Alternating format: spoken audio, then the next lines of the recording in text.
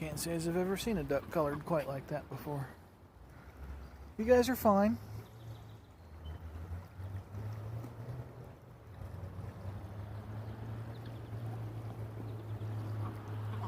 You guys can stay right there.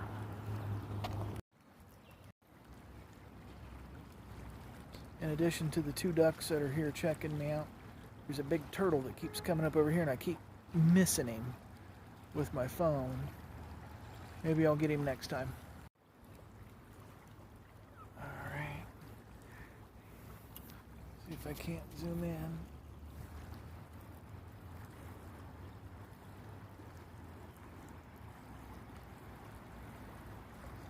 There he is. There's my turtle friend. And he's gone again.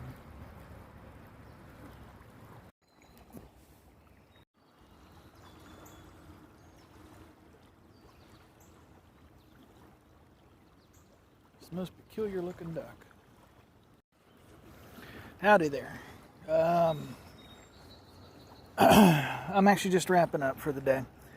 I just finished fishing. I don't know, I've been here about an hour or so. But I don't have my chest cam today, so you guys got to miss the fight. But I took pictures. I just caught a bowfin. Now, different parts of the country call it different things. Here it's a bowfin. Parts of the south it's a dogfish. And it's only the second one I've ever caught. They're not terribly common here. Matter of fact, it's the exact same bit of river where I caught the first one some 20 years ago. The first one I caught some 20 years ago was like a turquoise green color. The one I caught today was red, and I'm going to show you a picture right now.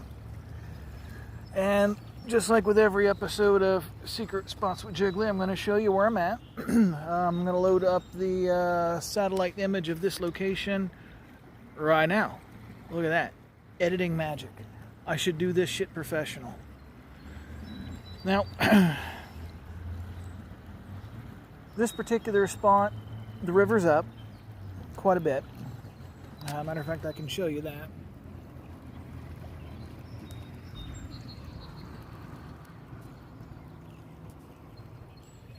During the heat of the summer, basically this time of year, that right there is all dry. But anyway, I was seeing fish over here on this side where the ducks are. These ducks have been awesome, by the way. They've been coming up here and keeping me company and whatever. I got a big old snapping turtle swimming out there. I don't know if you guys see him. Anyway, they've been keeping me company.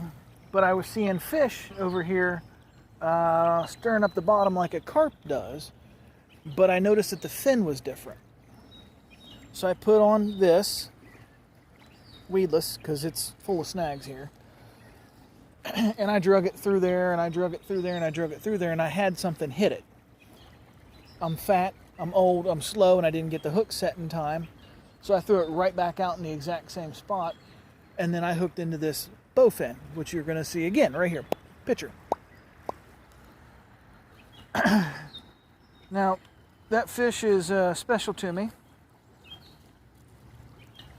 Because as you guys know, I've been using my dad's gear that I inherited all summer as a way to honor his memory. And today is the day that I finally caught something big enough to break out the scale. This is Dad's old fish scale. That was 4.7 pounds, by the way. But I'm going to tell everybody it's a 5-pounder. And bowfin are a real reptilian, prehistoric, ancient-looking fish. They really are. They look kind of like a snakehead. If you're familiar with a snakehead, that's kind of what they look like.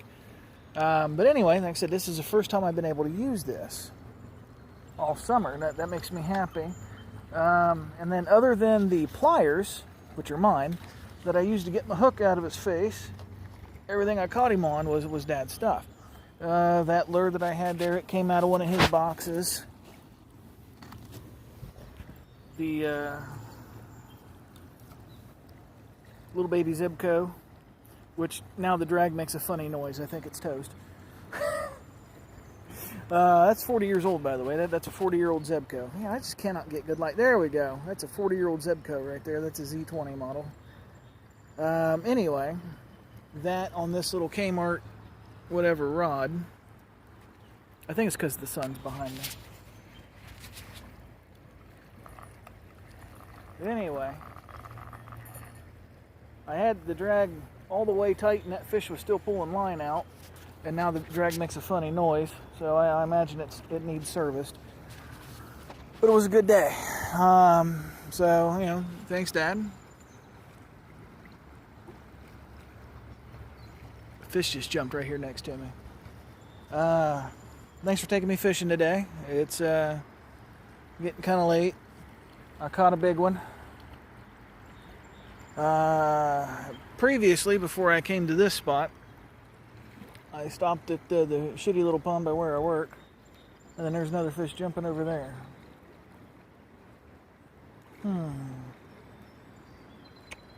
don't think we're quite done for the day. I think I'm going to tie something up and... Anyway, I broke out the old fly rod and I caught a bluegill, and I'm like, you know what? Let's catch something worth catching. Let's go for something good. And I love this particular spot because this rock that I'm sitting on that I call the magic fishing rock acts as a natural breaker. You can see the fast current out here, and then as we get this way, it's still, it's calm, it's beautiful.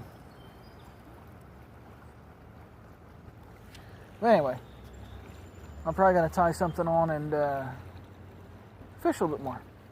We'll see you in a minute.